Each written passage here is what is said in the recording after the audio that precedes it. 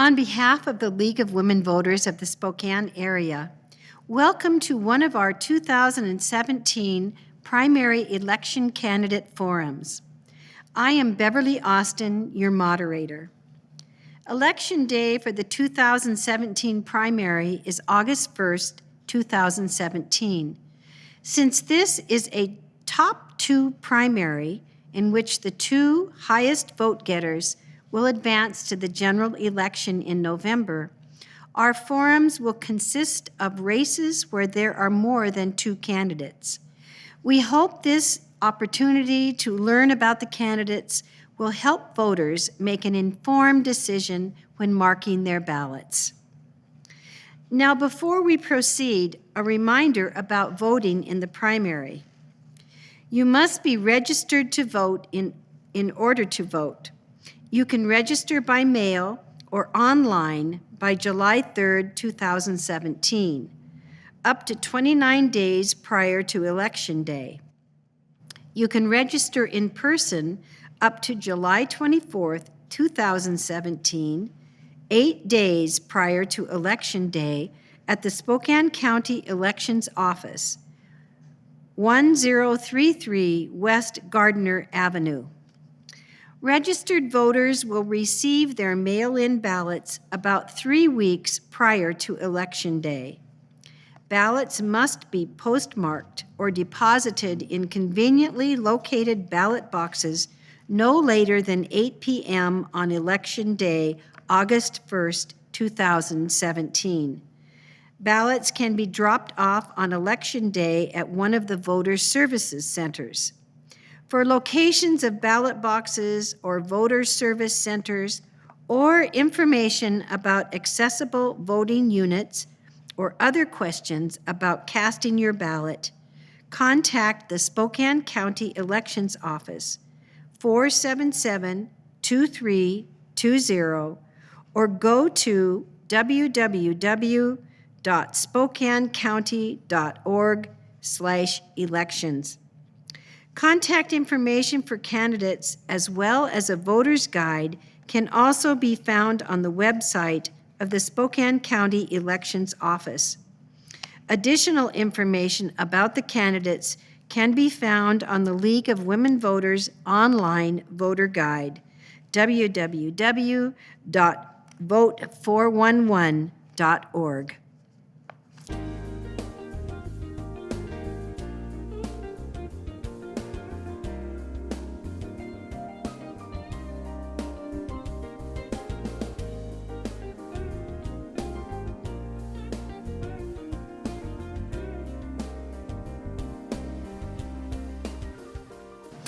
And now we meet the candidates for Spokane City Council District 1, Position 2.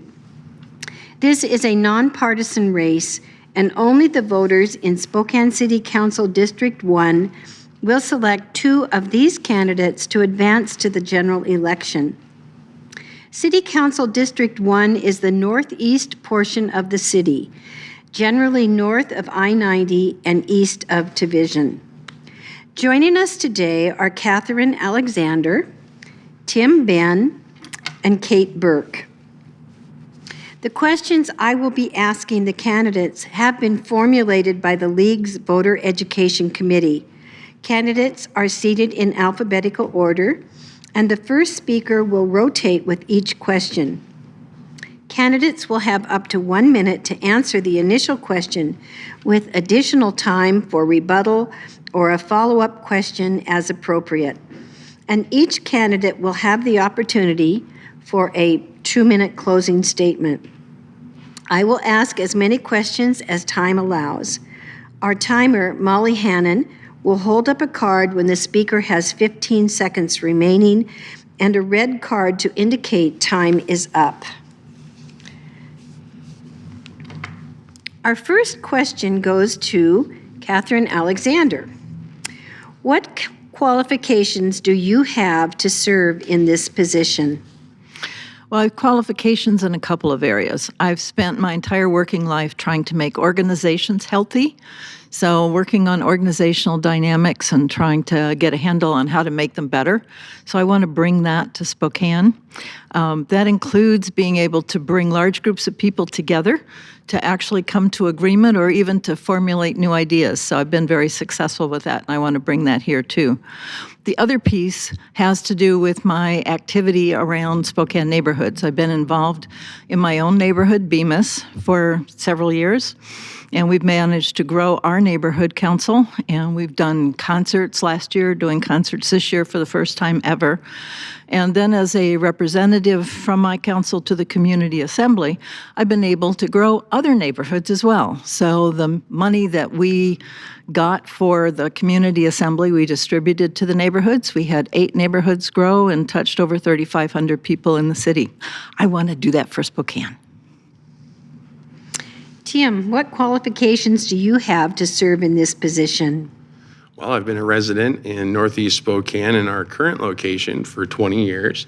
I've lived in North Spokane my whole entire life, went to school in Northeast Spokane, attended a community college, Spokane Community College, got my business degrees. My wife and I have served the community for decades, serving the children and families in our neighborhood.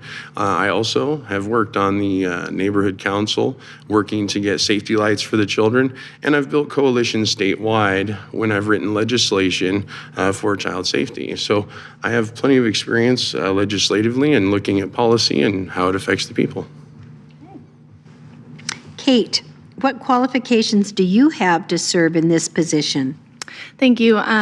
So I was born and raised here in Spokane, and so I've seen it grow. Most recently, in the past 10 years, it's grown a lot for the better, I think. And I also have lived in various different neighborhoods in the city and also different communities across the country. And so I've seen positive and negatives of different lifestyles and different types of policies across the states. And I also currently work for Senator Andy Billig, where we work to represent about 70% of District 1 already in the state legislature, bringing capital dollars here to Spokane. On top of that, before I worked for Senator Billig, I actually worked in the nonprofit sector, and I started a nonprofit. So I know what this community is looking for and needs in terms of in community capacity, and I'm excited to explore that further with policy and to make sure that we can get the people of Northeast Spokane to the highest quality of life as possible. Okay, thank you. Tim, in your district, what are your top 3 priorities? I think the top 3 priorities are infrastructure and the economy. Currently, we have, I believe, the most amount of dirt roads in the city, and I think air quality is an issue because of those dirt roads. Even close to elementary schools, we have dirt roads. So I think that we need to address the disparity in how we fund infrastructure projects around the city. And as far as the economy goes, I know that the zip code that is in District 1, 99207, is the lowest income zip code in the state. And we need to solve that. We need to bring jobs back to Northeast Spokane through other means, which we haven't seen here lately in Spokane, of economic development, attracting the businesses, incentivizing manufacturing, and bringing family wage jobs to Northeast Spokane. We have the most amount of industrial space in the city limits north of Wellesley, and we need to utilize that space that's laying vacant to house jobs for our residents and bring up the quality of life. Kate, in your district, what are your top 3 priorities? Thank you. I believe number 1, 2, and 3 is basic infrastructure. You can see a visual difference between the South Hill and Northeast Spokane.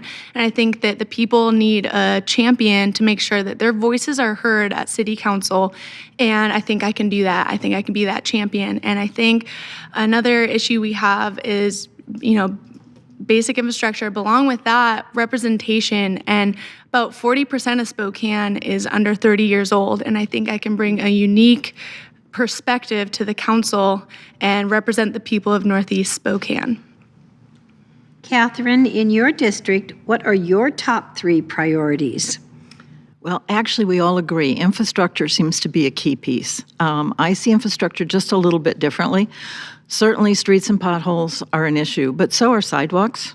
I'll be working with Brian Beggs to have a conversation in District 1 about how to language a ballot initiative. So if you're interested, please contact me. I want you involved in that conversation.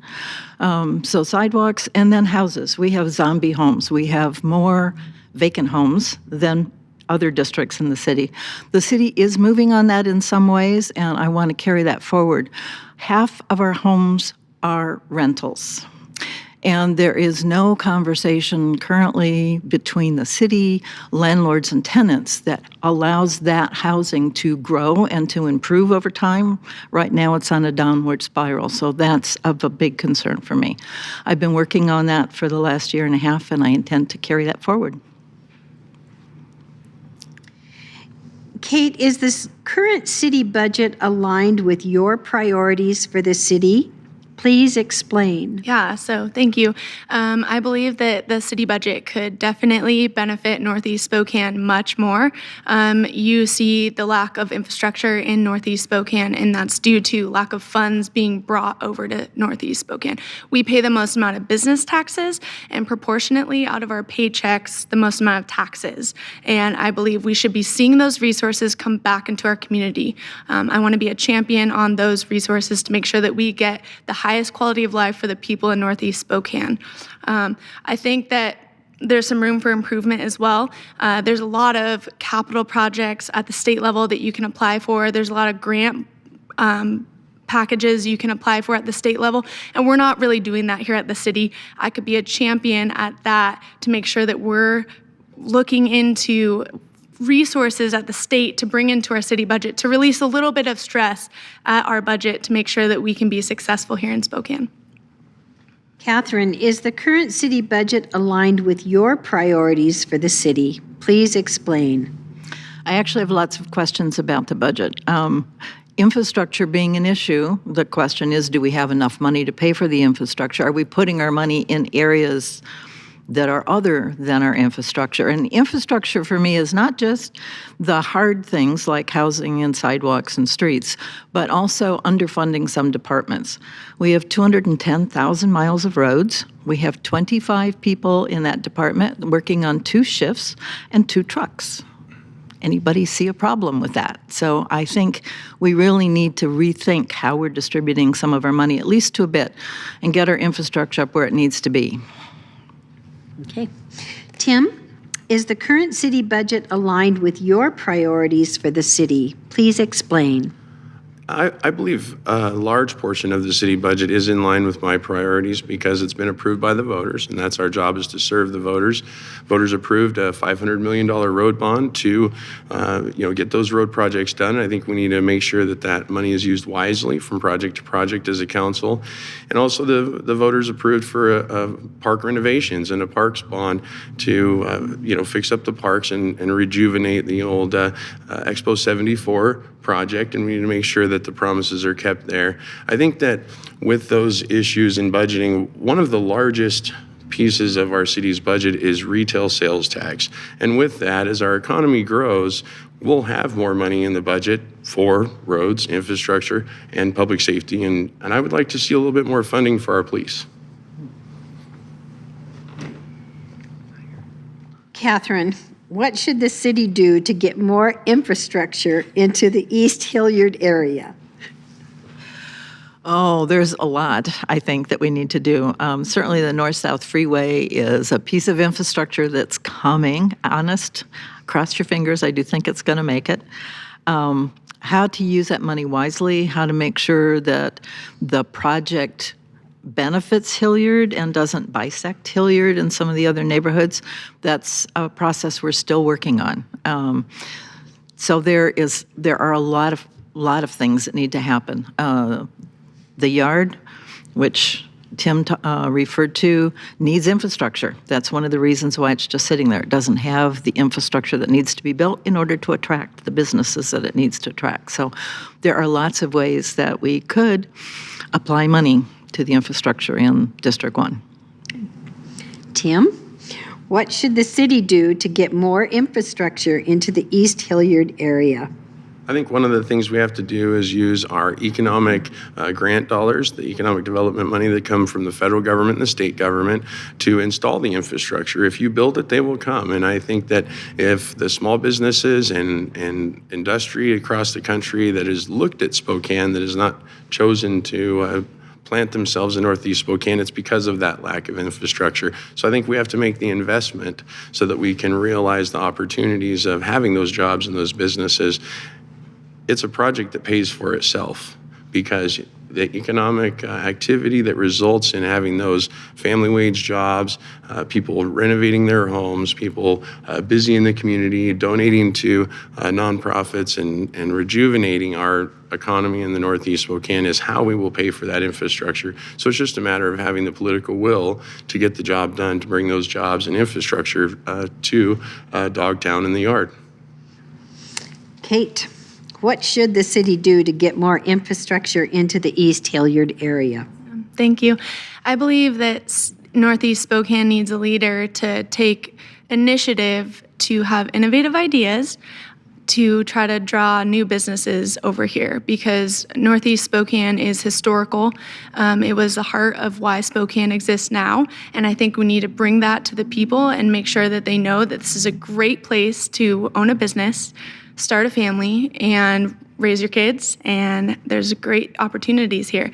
I met with the PDA of Hilliard, and they specifically said to me, every road in Hilliard that is paved has a business on it.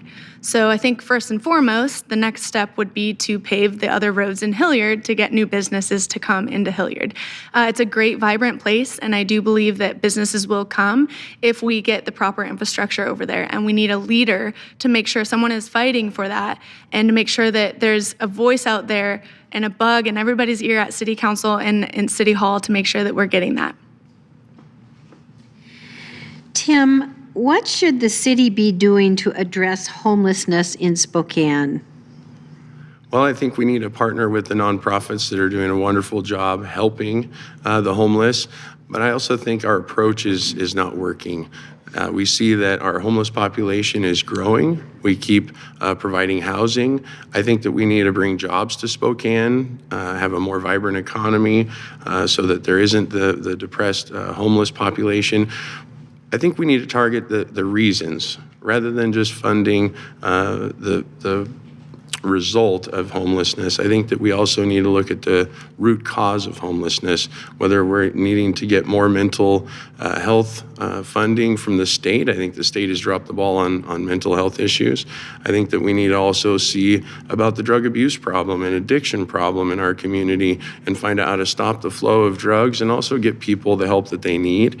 And then, of course, there's people that end up on hard times. And I think one of the problems with homelessness is as the cost of living goes up, there's people in Northeast Spokane that are on the edge of homelessness, and we need to make sure we're mindful that we don't cause more problem for those families.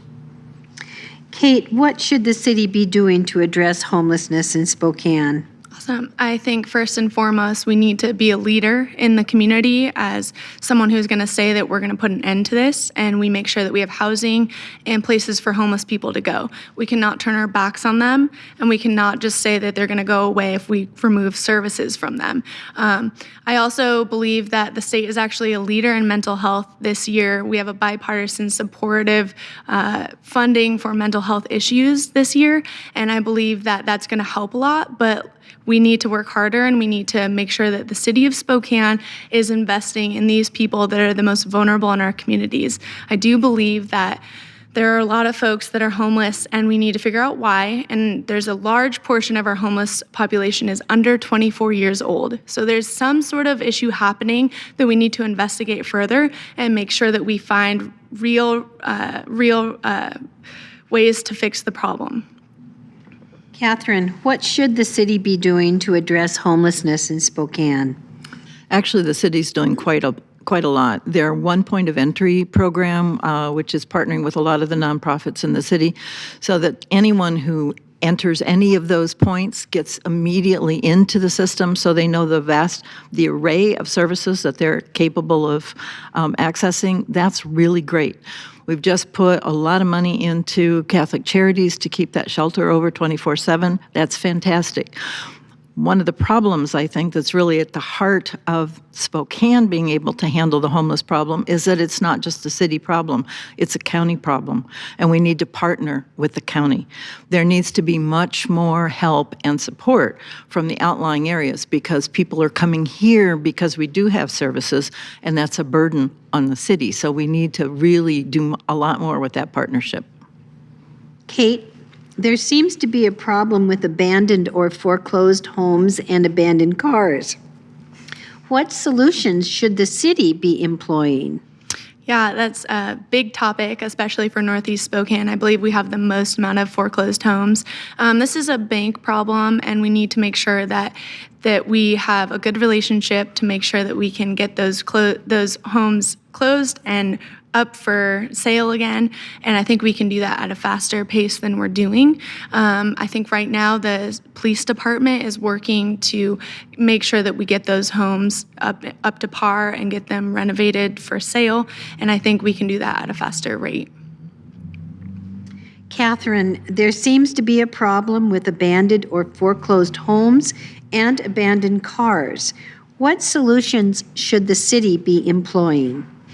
Well, actually, we've got a good start on it, I think. Amber Waldruff created a registry for abandoned homes. So those homes that are now foreclosed have to be registered from the city. That's key because the police cannot remove squatters from an abandoned home unless the owner says that they're not allowed there. If they don't know who the owner is, they can't do that. So the homes that were foreclosed before we had the registry are a problem. We do have a new program in District 1, which comes from the Shaping Spokane program that Mayor Condon initiated. And what that does is it means that when they can find the owner of an abandoned home, they have the choice to sell or to fix. If they sell, the city will match them with somebody to buy that home and flip it. If that model works, if they can make that financially sustainable, then they're going to expand that, and I think that will be a big help. But we have to have people who can afford to buy the homes. Tim, there seems to be a problem with abandoned or foreclosed homes and abandoned cars. What solutions should the city be employing?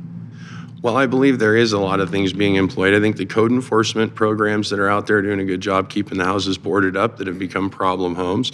As a lifelong resident in North Spokane, I'm actually encouraged with what we've seen. I've seen a lot of homes be, rehabilitated. I think that there's a number of organizations out there and investors because of the housing market that we have. We have less than 1% vacancy rate in single-family dwellings, and the price of housing is going up, which does make it harder to afford, which is why we need family wage jobs. But we have seen less homes being foreclosed on in recent years, and we're seeing more houses rejuvenated, and it's really bringing up the quality across neighborhoods with the SNAP program, HUD rehabilitation dollars that have come in, and a number of different families that have found a bargain really on houses that have been abandoned. And so some of these abandoned homes have become opportunities for families to find housing, and we have lots of great programs, public and private, helping these families. So I'm encouraged with the progress that's been made there. Catherine, what can the city do to address mental health needs in our community? There has been some progress. Again, the nonprofit community has really stepped up, that we're supporting Catholic charities so that people have a place to stay really helps. I think one of the most difficult things that a person faces is being homeless. And when people are homeless, they become mentally challenged no matter what. I've seen people go through that process, and it's just really difficult to manage your life when you don't have a house. So I think the Catholic charities and helping people have a place to stay, we've had a lot of new building through Catholic charities, actually, through the CDBG funds that have really facilitated places to stay, but there's certainly a lot more work to be done. Tim, what can the city do to address mental health needs in our community? I think city needs to look at what the state is funding and make sure that we are coordinating resources, whether it's Frontier Behavioral Health or Catholic Charities. There's a number of different organizations, faith-based community that has programs, whether it's the Family of Faith Church and other rehab programs, private sector rehab programs, because one of the issues that we see cross-pollination really is drug abuse and mental health. People end up on the wrong medications or self-medicate. And so I think the city, looking at how those efforts are being coordinated and also look at how the services are delivered and maybe find where the voids and the gaps in those funding mechanisms are, and talk to the private sector and get the faith-based community to be more engaged in welcoming these people into their congregations or into their organizations to help them get the services they need, because we do have resources and programs in the city of Spokane that are underutilized. Kate, what can the city do to address mental health needs in our community? Quite honestly, I don't really have a good answer for this because I don't think we know the real problem of what's happening here. It's a nationwide problem and we have it happening everywhere. And I think we need to focus on why this is happening and where we can find resources and services to make sure that these people are getting the support they need to be a successful part of our community. Just because they have mental illnesses doesn't mean they can't hold a job, doesn't mean they can't go to school, doesn't mean they can't be a part of our society. And I think we need to make sure that we're finding out the right answers to the right questions before we jump in and try to put a bunch of funding into mental health. I think we need to find out the problem so that we can come up with the best solution for Spokane. And I think we can come up with unique solutions here by finding out what the root of the problem is. Okay, thank you. Now for your closing statements. You will each have up to 2 minutes to tell the voters what you would like to, what information you would like to give them, and it can be whatever you decide you want to do. And if there are some issues that we did not address in these questions, now's the time for you to make a statement. So we're going to start with you, Tim. 2 minutes for a closing statement. All right. Well, my name is Tim Ben. I'm asking for your vote in Northeast Spokane. I've spent my whole life in North Spokane. I love the community. I think that we can make this a great place to raise a family and start a business. My wife and I have experienced that, running a business for almost 2 decades, serving children and families in our neighborhood. And I think we need to make that possible for more residents.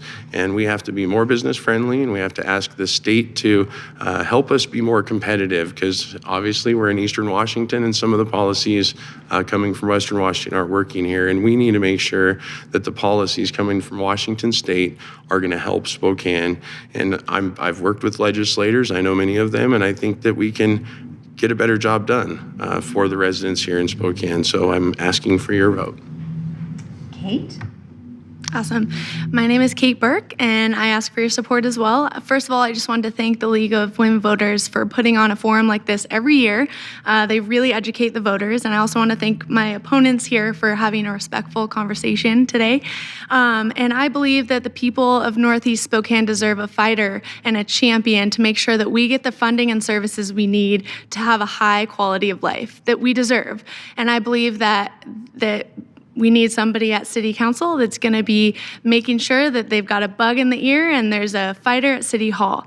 And I hope that you support me during this campaign, and I ask for your vote. Thank you so much. Catherine.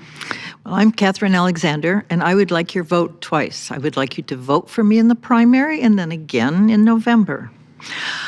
I love this city. I have lived many places, and I can tell you Spokane is special. It is special because it's an architecturally rich city. It is special because people have lived here for so many generations. There is a natural affinity, a natural relationship foundation that's already here. I want to build that. I want to see people learning to talk to each other across divides. That is a skill I have. It's a skill I want to bring to Spokane. Part of that is part of the discussion we're going to have with Brian Biggs around sidewalks. So people in District 1 who are interested in sidewalks, please let me know. We want you at that meeting. We need to talk together. I think we all care about the city. We will know we care about the city when we drive down those wonderful streets, and it's easy to drive down, and you look around and you love what you see. The houses look great. We have a history to be proud of. We need to care about the city, and we need to show that we care about the city. And that's what I want to make happen here in Spokane. Thank you to the candidates for Spokane City Council District 1, Position 2. Again, they are Catherine Alexander, Tim Ben, and Kate Burke. This concludes our primary election candidate forum.